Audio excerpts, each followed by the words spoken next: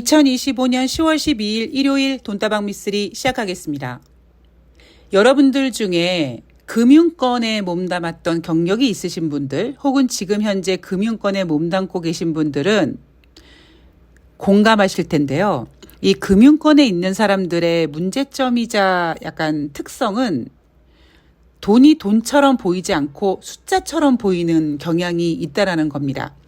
내가 1억이 없지만, 내가 10억이 없지만 내가 하루 종일 하고 있는 일이 돈 세는 일이고 남의 계좌 들여다보는 일이다 보니까 그냥 돈은 숫자처럼 보이지 그게 어마어마한 가치가 있는 것처럼 잘 느껴지지 않습니다. 그 이유는 내 돈이 아니기 때문이거든요. 제가 이 이야기를 오늘 오프닝으로 준비한 이유는 제가 며칠 전에 돈다방 미쓰리에서 진정한 주식 투자란 저의 어떤 철학 같은 거를 여러분들께 전해드린 적이 있습니다.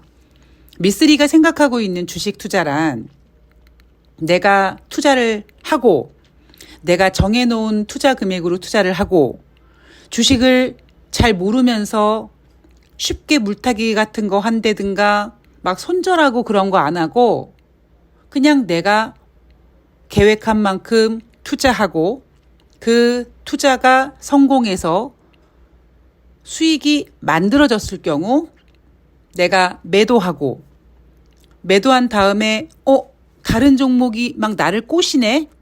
나 저 종목 다시 바로 매수해야지가 아니라 매도한 다음에 결제일까지 기다렸다가 그 수익금을 증권계좌에서 은행계좌로 이체를 해서 그 은행계좌에서 실물로 출금을 해서 여러분 손에 쥐어 보거나 아니면 그 은행계좌에서 여러분들이 체크카드든 뭐든 하여튼 그 수익금으로 돈을 진짜 소비하는 그 단계까지 가야지만 저는 그게 주식시장의 기승전결, 결이 완성된다라고 생각하는 사람입니다.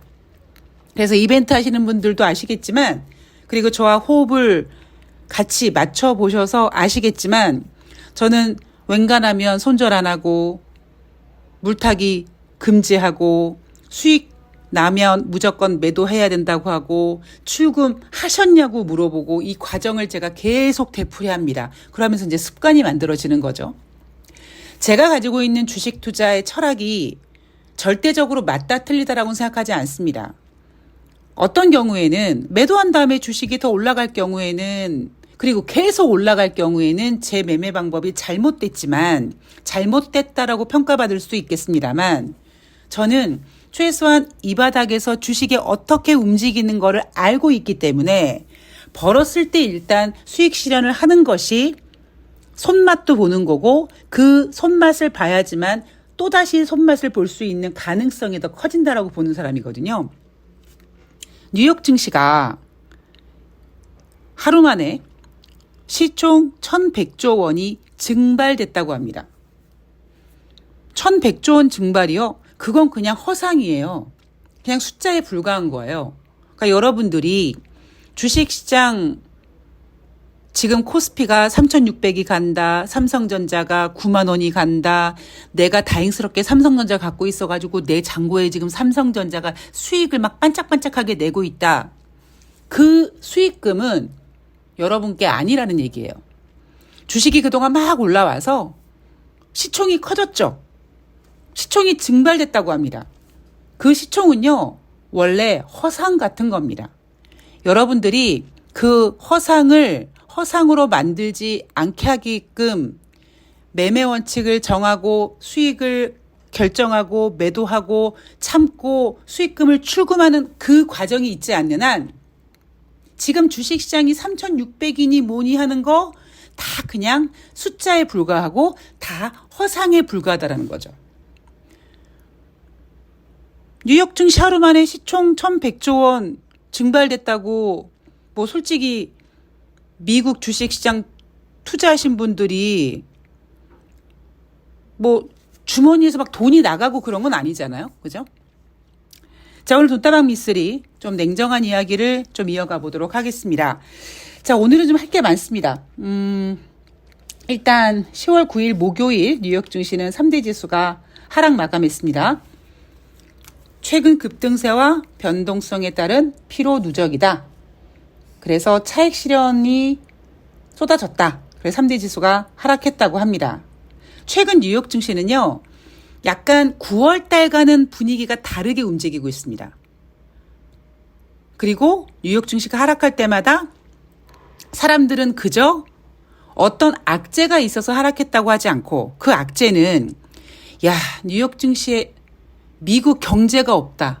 지금 경제 지표가 얼마나 안 좋은데, 그리고 인플레이션 지표가 막 상승하는데, 미국은 지금 스태그플레이션인데 그 얘기는 쏙 빼놓고 오로지 지금 뉴욕 증시는 금리 인하 기대라는 단 한 가지 호재만 가지고 올라간다. 따라서 그 호재에 어떤 콩깍지가 벗겨질 경우에는 증시가 하락할 경우를 계산해야 되는데, 그런 거 없이 그냥 오로지 막 올라갈 땐 좋아하다가 떨어지면 최근 많이 올랐잖아. 차익 실현하는 거야. 요 이유로 하락 이유를 답니다. 자, 이슈 체크를 하면은요. 10월 9일 현재, 오늘은 10월 12일입니다. 10월 9일 현재로서는 연방정부 셧다운이 9일째 이어졌고요. 의회 양당이 7주짜리 임시 예산안 처리 위해서 매일 표결을 진행하고 있지만 계속 부결되고 있습니다. 제가 그랬죠. 요거 얘네들 셧다운 굉장히 오래 끌 것 같다. 그래야지만 셧다운이 짧게 끝나면 미국 경제에 영향을 주지 않는데 길게 지속될 경우 투자자들은 불안해하게 되고, 그렇게 되면 전문가들이 셧다운이 길게 진행될 경우 미국의 경기 침체 가능성을 논하게 되고, 그럼 금리 인하 기대가 더 커질 수 있기 때문에 저는 오히려 트럼프는 셧다운을 더 오랫동안 유지하는 전략으로 가는 게 아닌가라고 생각하고 있는데, 여하튼 셧다운이 진행 중입니다. 자, 엔비디아가 아랍에미레이트에 그래픽 처리 장치 GPU 칩 수출 가능하게 됨으로써 엔비디아가 지난주 목요일 상승 마감했습니다. 자, 내용을 보면은요. 지난 5월에 체결된 미국과 아랍에미리트 양자 AI 협정인데, 따라서 그때 협정 맺은 부분 중에 엔비디아가 수출 허가를 이번에 발급받게 된 겁니다. 그런데 수출 규모나 그다음에 아랍에미리트의 투자 금액이 얼마인지는 구체적으로 나오지 않습니다. 제가 앞에 방송에서 좀 비유가 맞는지 모르겠습니다만 썩은 사과 이야기도 해드렸습니다. 조금 더 여러분들한테 다가갈 수 있는 비유를 해드리면 갑자기 이런 생각이 들더라고요. 풍선이 공기가 이제 빠져서 이렇게 올라가다가 떨어지잖아요. 그럼 그 풍선을 땅에 떨어지게 하지 않기 위해서 계속 손등으로 이렇게 풍선을 쳐 올리는 그 작업을 지금 진행하는 것이 아닌가. AI, 엔비디아의 기대감을 계속 유지하게 만들기 위해서 이런저런 이슈들을 막 갖다 붙이면서 지금 버티고 있는 겁니다. 왜냐하면 이번 뉴욕 증시의 랠리는 엔비디아가 주도했기 때문에 엔비디아가 꺾인다라는 의미는 증시 전체가 무너질 수 있다라는 공포감을 줄 수 있거든요. 그래서 엔비디아는 어떤 식으로든지 막 저렇게 띄우려고 하고 있다라는 생각을 좀 개인적으로 해봤습니다. 자, 그리고 문제 10월 10일 금요일입니다. 다우지수가 1.90%, S&P 500이 2.71%, 나스닥이 3.56% 하락했고요. 자, 트럼프가 중국에 100% 추가 관세를 부과한다고 하더라. 언제? 11월 1일부터. 역시 셧다운이 진행되다 보니까 경제지표 발표되지 않고 있고요. 이슈 체크하고 내일부터 시작되는 다음 주 한 주 동안의 분위기를 좀 체크해 볼 텐데요. 일단 10월 10일 금요일 현재로 이슈 체크를 해보면 연방정부 셧다운 10일째입니다. 자, 러셀 보트 백악관 예산관리국 국장이 옛 트위터인 X에다가 인력 감축이 시작됐다라고 했습니다. 트럼프 대통령이 예고한 연방정부 공무원 해고 절차 돌입된 게 아니냐라는 분위기가 만들어졌고요. 그리고 미국과 중국의 무역전쟁 재개 때문에 뉴욕 증시가 크게 하락했습니다. 저는 이 부분에 대해서 굉장히 할 말이 많아요. 왜냐하면 제가 예전에 그 돈다방 미쓰리 유튜브 게시판에 올려드린 엑셀 자료가 하나 있거든요. 그 내용이 뭐냐면 트럼프가 주식시장 빠지는 거 좀 싫어해서 중국에다가 지난 4월 달에 관세 부과 100% 넘게 했다가 뉴욕 증시가 5%대 크게 하락한 다음에 쫄아가지고 얼마 안 가서 90일 동안 유예 기간을 두고 그리고 그 뒤부터 트럼프가 보여준 액션을 보면 항상 악재를 금요일 날 터뜨리더라. 그래서 금요일 날 증시가 약간 충격은 받지만 그리고 토요일, 일요일 보내면서 뭔가 냉정을 찾아가고 그리고 그 다음 주 월요일부터는 뭔가 그 악재를 수습하는 이런 분위기. 트럼프로서는 주식시장에 최대로 험하지 않게 주식시장이 힘들지 않게 하기 위해서 약간 그 꼼수를 쓰는 게 아닌가 좀 그런 생각을 갖고 제가 그 표를 만들어 올렸거든요.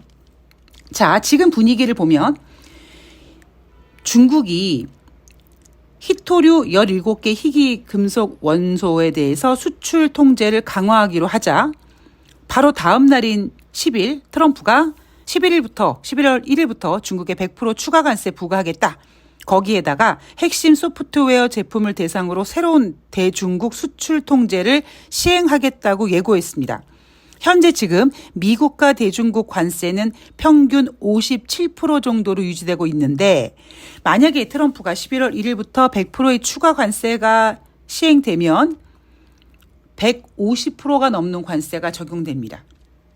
자, 미국과 중국의 관세 전쟁은 이미 계속 진행 중이다라고 제가 9월 7일 방송에서 한번 얘기했던 적이 있습니다. 제가 왜 그런 이야기를 했었었냐면 너무 뉴욕 증시에서 그리고 너무 대한민국 전문가들이 악재를 체크하지 않고 오로지 호재만 보다 보니까 증시에 이런 악재도 있어요. 미국과 중국이 지금 서로의 관세 협상을 유예하면서 90일씩 연장하면서 지금 분위기를 보고 있는 거지 미국과 중국의 관세 협상을 딱 끝낸 것도 아니고 트럼프는 다른 나라는 잘 모르겠습니다만 중국이 보복 관세를 하거나 맞불 관세를 하면 무서워합니다.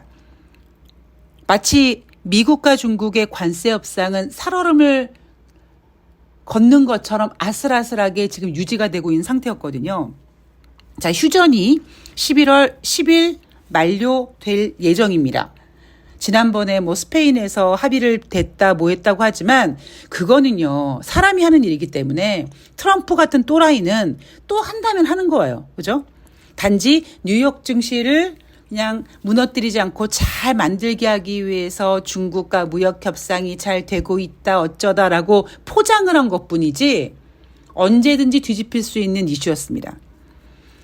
자, 그 일정들을 좀 다시 한번 체크해 보면은요. 지난 3월 3일 미국이 트럼프가 멕시코, 캐나다에 25% 관세를 부과합니다. 그리고 한 달 뒤인 4월 4일 날 중국 정부의 맞대응 보복 관세로 중국 증시가 5%대 하락을 합니다. 이거 제가 몇 번 체크를 해드렸습니다. 그리고 뉴욕 증시가 5%대 급락을 하자 트럼프가 쫄아가지고 4월 9일 중국과 90일 동안의 유예 방침을 발표합니다. 그러면서 이런 얘기를 하죠. 나 시진핑과 전화통화했다? 라고 했었습니다. 그런데 진짜 전화통화를 했는지 안 했는지는 잘 모르겠는데 하여튼 트럼프는 그런 멘트를 쓰면서 증시를 안도하게 만들었습니다. 자, 지금 중국은요. 최근 미국산 대두 수입을 중단했고요. 9일날 희토류 수출 통제 강화 방침 공표했죠. 미국 선박 대상으로 입항료 부과 계획을 공개했습니다. 그리고 10일 날은 미국 반도체 대기업 퀄컴의 자동차 반도체 설계회사 인수에 제동을 걸었습니다. 자, 어떤 느낌이냐? 제가 트럼프 일기 때 돈다방 미쓰리에서 종종 했던 얘기가 뭐냐면 하늘에 태양이 두 개일 수가 없다 였습니다. 지난번 일기 때 미국은 중국을 대상으로 트럼프는 중국을 대상으로 관세 전쟁을 시작했어요. 근데 시간이 지나가면서 그냥 뭔가 되게 흐지부지했어요. 처음에 트럼프가 관세 전쟁을 시도했을 때 대부분의 모든 전문가들은 중국이 버티지 못하고 항복할 것이라고 했습니다. 그때 제가 쪼개면서 뭐라고 했냐면 중국을 잘 몰라서 하는 얘기다. 중국은 공간을 내어주고 시간을 뺏는 그런 민족이다 보니까 약간 그런 성향이 있다 보니까 그거는 뭐 중국이 대단한 뭐 능력자가 아니라 워낙 땅덩어리도 크고 그러니까요. 그래서 트럼프가 지른 무역 관세를 계속 시간을 끄면서 미국을 지치게 만들었습니다. 그래서 결국에는 흐지부지 됐잖아요. 제가 그때 기억나는 멘트는 이거였어요.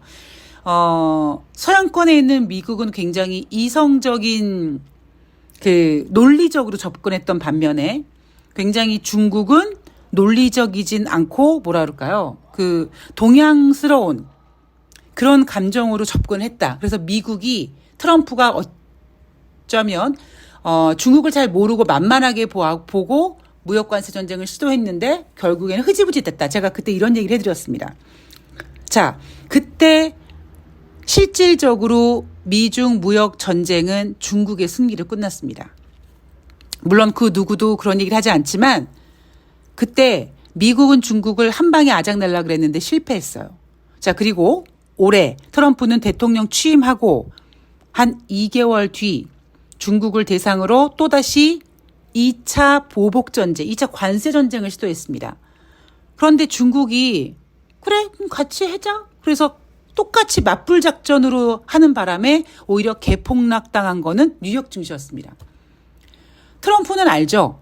중국이 만만하지 않다라는 걸 알고 그 이후부터는 한국, 일본 이런 다른 나라를 조지기 시작했고 반면에 중국은 계속 트럼프 대상으로 방어하는데 성공하고 있습니다. 제가 만약에 시진핑이고 제가 만약에 중국이라면 지금 중국이 하고 있는 미국산 대두 수입 중단이라든가 희토류 이런 것들 저는 당연하다고 생각합니다. 이거를 전문가들은 시진핑이 지렛대로 사용한다고 하는데 저는 약간 생각이 다릅니다. 왜냐하면 우리가 봐도 야, 저 트럼프 저 이상한 새끼다 저거. 쟤 약간 윤석열처럼 뭐 하겠는데 계엄하겠는데 쟤 장기 집권 노리나 본데 지금 미국이 미쳐 돌아가고 있는데 이렇게 생각하는데 중국은 그런 생각을 안 하겠습니까? 그러니까 중국 입장에선 지금 트럼프가 뭔가 굉장히 흔들리고 있다고 생각합니다. 따라서 굉장히 좋은 기회가 온 거죠. 그래서 저는 이번에 무역 전쟁 뭐 2라운드라고 많이 표현을 하는데 그런 느낌적인 분위기는요. 지난 4월 달에 중국 정부의 보복관세 맞대응에 뉴욕 증시가 5%대 급락했던 반면에 지난 10월 10일은요. 3대 지수가 다우지수 1%, S&P 500 2%, 나스닥 3%밖에 하락하지 않았습니다. 왜 3월 3일보다, 그러니까 4월 4일보다 덜 빠졌을까요? 시장은 약간 지금 살짝 이런 생각을 하고 있는 거겠죠. 에이, 트럼프를 내가 아는데 저 새끼 저러다가 또 이제 뉴욕 증시 하락하고 그랬으니까 또 아마 이제 다음 주 되면 또 약간 얘기 달라질 거야. 쟤 그 에이펙 그거 앞두고 막 그냥 기싸움 하려고 그러는 걸 거야 라면서 투자자들이 좀 안도하고 있는 게 아닌가 싶습니다. 그런데 모르겠습니다. 이번에 관세 전쟁이 다시 재발발되면서 어떻게 흘러갈지 모르겠습니다만 시장이 안도할 만큼 되게 완만하게 잘 넘어가지는 않을 거예요. 이미 약간 판세가 그렇게 분위기가 바뀌고 있습니다.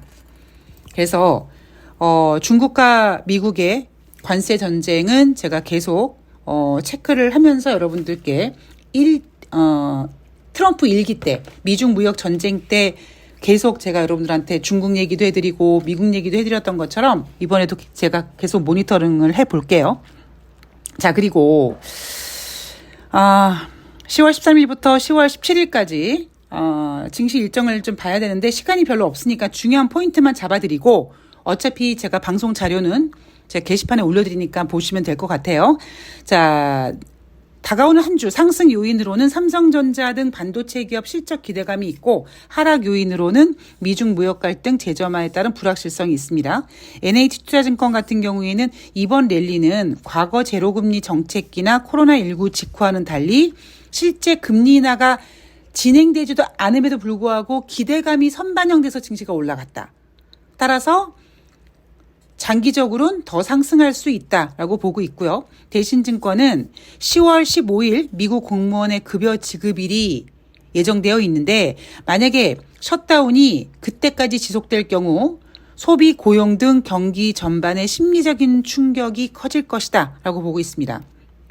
키움증권 같은 경우에는 지금 현재 장세가 과거 닷컴 버블 때와는 되게 다른 증시다. 자, 환율이 1,420원을 넘어도 증시 상승세를 꺾을 정도는 아니다. 연방정부의 셧다운이 연준의 금리나 기대감을 약화시키는 악재로 작용되고 있는데 이것도 장기화되지 않을 것이다 라고 보고 있습니다. 너무 낙관적인 거죠. 예.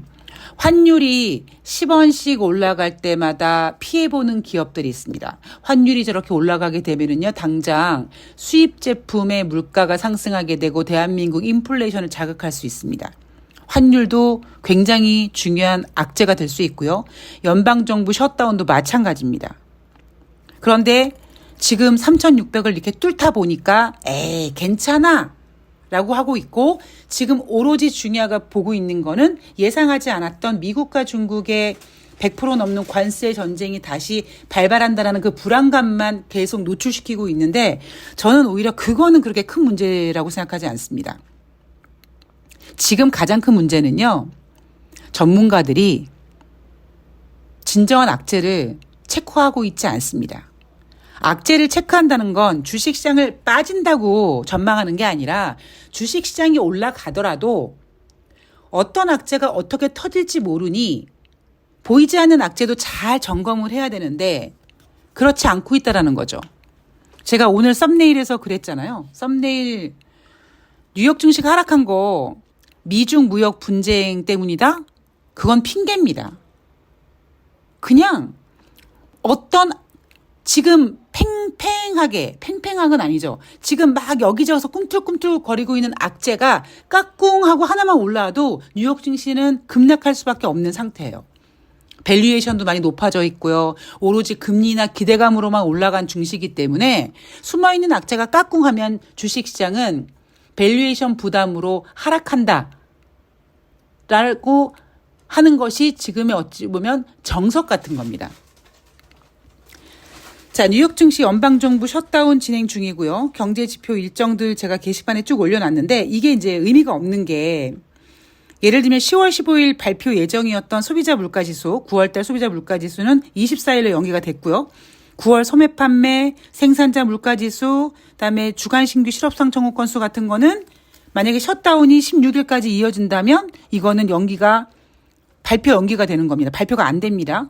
그리고 우리가 확인할 수 있는 거는 베이지북, 그리고 필라델피아 10월달 연방은행 제조업지수, 10월달 뉴욕 엠파이어 제조업지수 같은 거 확인 가능하고요. 그다음에 10월 13일 월요일은 뉴욕 증시가 개장은 됩니다만 채권 시장은 휴장입니다. 그리고 14일 화요일부터는 시티그룹 등 대형 금융주들의 실적이 이제 발표되기 시작하는 거죠.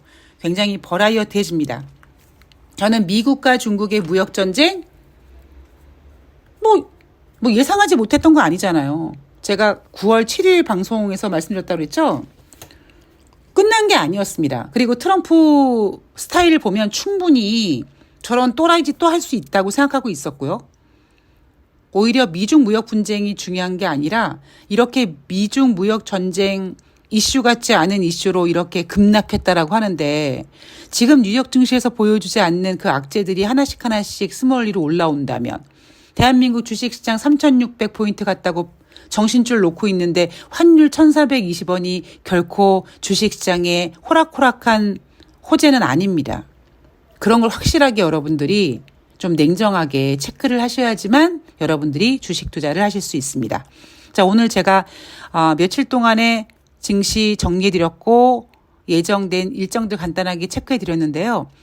오늘 방송에서 가장 중요한 내용은 역시 제일 앞부분에서 주식 투자란 무엇인지, 미쓰리가 생각하는 주식 투자가 무엇인지가 제일 중요한 내용이 아닐까 싶습니다.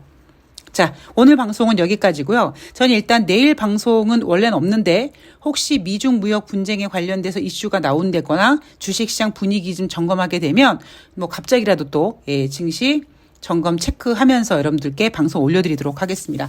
자, 남은 휴일 잘 보내시고요. 전 다음 방송에서 뵐게요. 고맙습니다.